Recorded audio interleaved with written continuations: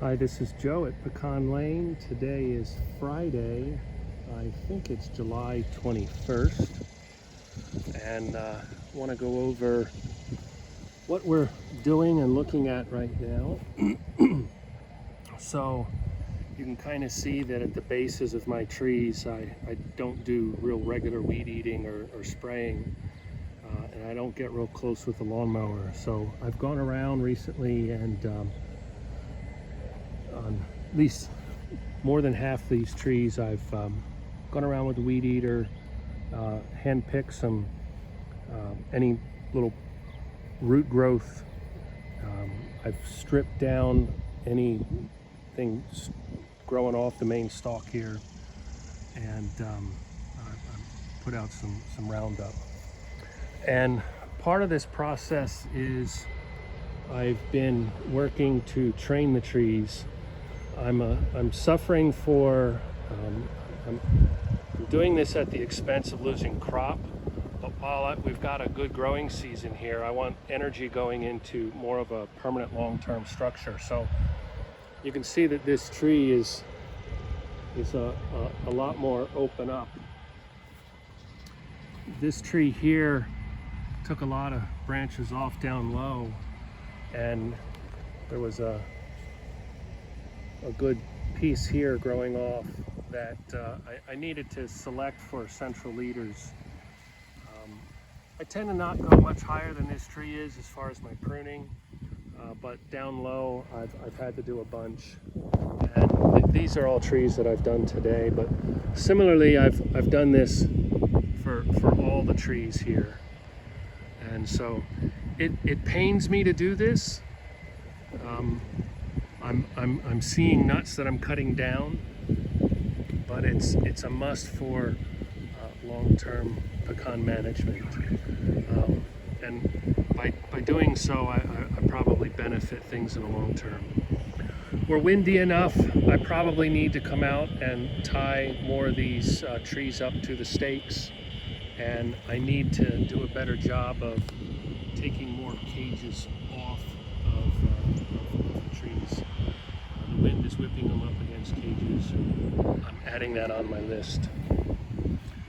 The nursery here is going well. The watering system continues to go.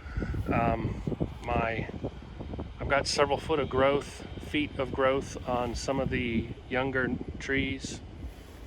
I do have a good number of failures, or what appears to be failures at this point. And so a lot of this growth here, I'll just have to let go and select a central leader to grow out. But see here, this is probably several feet of growth. Here's a real nice example of a tree. And so that's a Kanza, and it's just growing gangbusters, and it's not done growing yet for the season. So let's take a look here at some of these trees. We're in the 90s this week. We've had a lot of rain. I've had my irrigation off for almost a week. The ground is still quite wet, and so we'll take a look here at some nuts. So this is a Kanza nut in development. I don't have years worth of experience in this. I am seeing, not here, but on one of the trees I was working on this morning, I did see some scab, little black dots on the nuts, and we'll get to those on some other trees here in a minute. But these nuts all look pretty darn good, and good crop. And you can see there, right on the tip of a thumb, a little bit of a brown spot. That could be some scab, but this is certainly looking nice.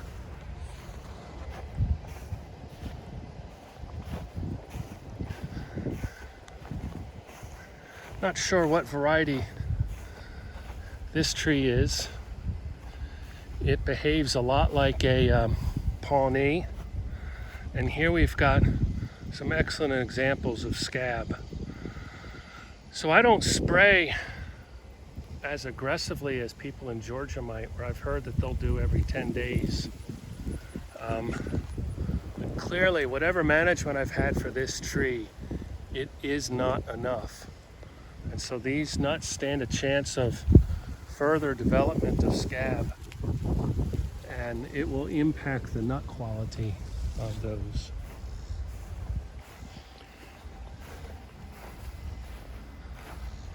Just show you these nice little trees here. These are pawpaws. That's a delicious fruit.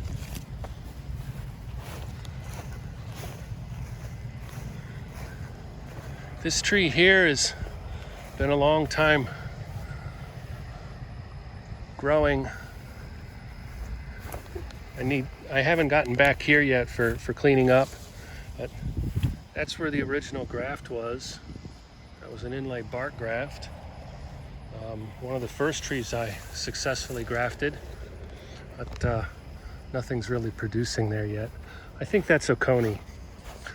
All right, so here we've got a couple of Stewart trees.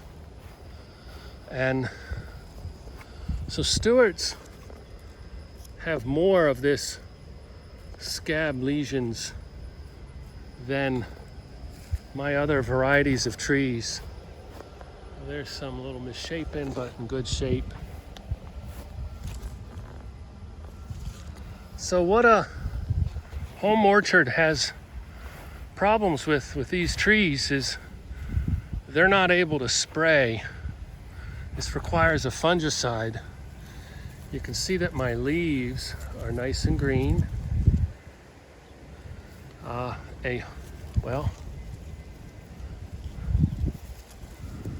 not sure if that would be scab, but you'll get a black sooty appearance and black marks on scab infected trees. And so a home orchard doesn't really have the ability to spray and treat this. So most of my treatments so far have been with phosphoric acid, but now that the nuts are on, I'm up in my game, and I sprayed a few days ago, and I might spray again. So that's another Stewart tree. Now these trees have not been pruned as heavy as some of my other trees.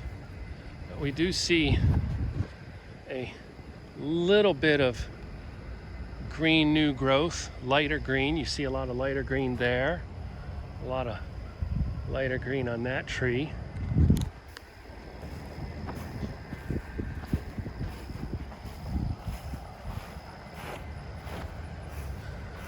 We'll get up to that tree. That is a Pawnee. Pawnee's a nice early variety, similar to the Kanza, one of the main varieties I'll be choosing. Here we've got a successful graft. I'm going to prune off some growth here. And I really need to tie this on to this pole.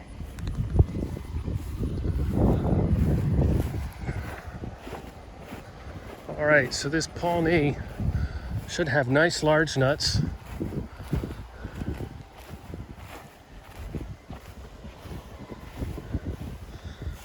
Look at the size of those nuts. They are just huge. If you don't know me, I'm a big guy.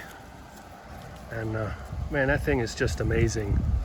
So we're at a good critical point for pecans, that they need good moisture. And I need to step up my game with spraying the Pawnee.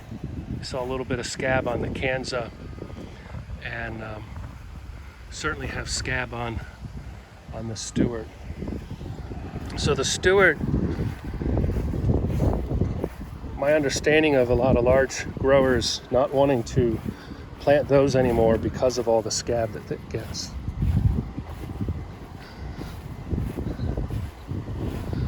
All right, so this is my Sumner.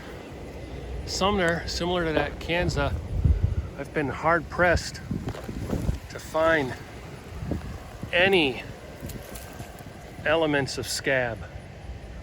This will end up being a nice large nut, similar to the Pawnee. It is slower growing. This is the one that some of the nuts get a little bit of a curved appearance. You can kind of see some of that here. It wants to curve a little bit. And this is a good homeowner tree, in my opinion, with a lack of scab concerns. This has received similar sprays as the other trees, but much fewer scab lesions will show up here so far. You know, the Pawnee tree was a recommended variety, and I think scab resistant when I first started planting. So unfortunately, a lot of my Sumner trees that I grafted are not taking, and I'm not sure why. One thing is, I don't want to call this a root sucker, but they put a lot of growth out from down low, and this is, you know, it's a nice long piece of wood, and it's a lot of what I use for collecting for grafting. And maybe I just need a more regular source. Cut back a tree and get some water sprouts growing from up higher. My Sumner grafts are not going well. So, all right, so we've been training the trees further down there. I'll go through this area tomorrow morning and probably this area Sunday. Clean up the undergrowth, train for long-term growth habit, and follow scab, treat for scab, pushing up water to about 2 inches a week right now for a couple of months. And ideally, you probably would do a foliar leaf analysis to manage your crop for best crop. But thanks for watching. I hope you find this helpful.